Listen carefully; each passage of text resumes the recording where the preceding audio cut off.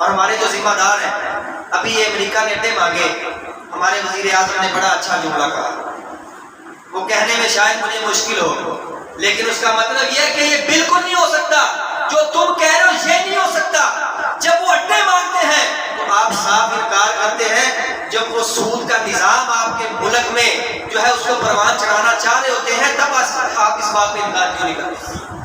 جب ایسے بل پاس ہوتے ہیں ہمارے ملک کی اسمبلیوں میں، اور بل پیش کرنے والے کون ہیں؟ جو لوگوں کے پاس جا کر منتیں کرتے ہیں، ترلے کرتے ہیں، ووٹ مانگتے ہیں، ان کے تلوے چاٹتے ہیں، پاؤں میں بیٹھتے ہیں، آپ ہمیں ووٹ دیں، ہم آپ کے حقوق کا تحفظ کریں گے۔ اور ووٹ دینے والوں میں اسلام پسند بھی موجود ہوتے ہیں نا، ان کو تسلیاں دیتے ہیں کہ ہم اسلام کی بات کریں گے، لیکن آج ہمارے ملک میں اسلام کی دعوت پہ پابندی لگائی جا رہی ہے۔ ایسا ملک کیسے ترقی کر سکتا ہے، وہ کیسے تعمیرات کے مراحل کو طے کر سکتا ہے جس ملک میں اسلام کی کھلی مخالفت ہو؟ اور 70 سال سے یہ اسمبلیاں چل رہی ہیں، 70 سال سے یہاں نمائندے بیٹھے ہیں عوام کے، جمہوریت کی بنیاد پہ، اسلام مخالف قوانین کی بنیاد پہ کون سی ترقی ہوئی؟ جب یہ شروع ہوئی تھی تو کوئی قرضہ نہیں تھا، جب یہ شروع ہوئی نا اسمبلیاں، یہ سسٹم شروع ہوا، جب یہ لوگ وہاں جا کے بیٹھے، انہوں نے ملک کے نظام کو ترتیب دیا، چلایا، کوئی قرضہ نہیں تھا۔ آج اربوں کی تعداد میں قرضہ ہے۔ پتہ یہ چلا یہ جو موجودہ نظام ہے یہ اس ملک کو قرضے میں ڈبو سکتا ہے، نکال نہیں سکتا۔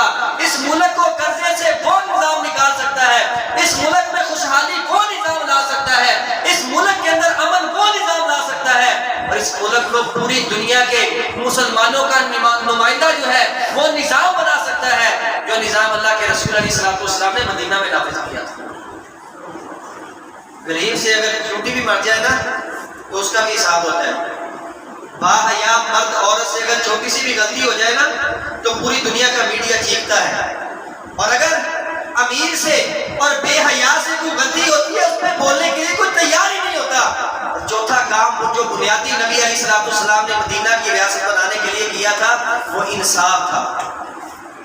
چوری کرتی ہے، عورت چوری کرتی ہے، اور کوئی عام عورت نہیں ہے، اجنبی عورت نہیں ہے، اس کا معاشرے میں اچھا تعارف ہے، اس کا قوم قبیلہ بڑی اہمیت رکھتا ہے، اللہ کے رسول علیہ السلام نے فیصلہ کر دیا اس کا ہاتھ کاٹا جائے۔